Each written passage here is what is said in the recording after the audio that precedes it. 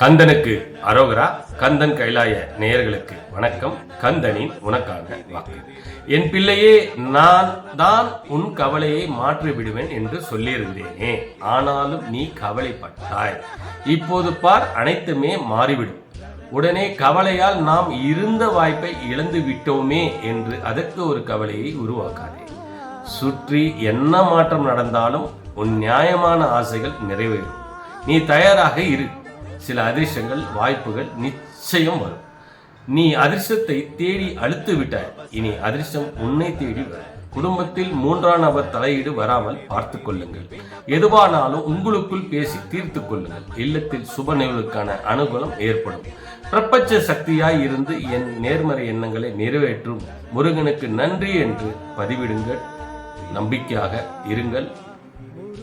அதிர்ஷ்டம் உங்களை தேடி வரும். நல்லதே நடக்கும்.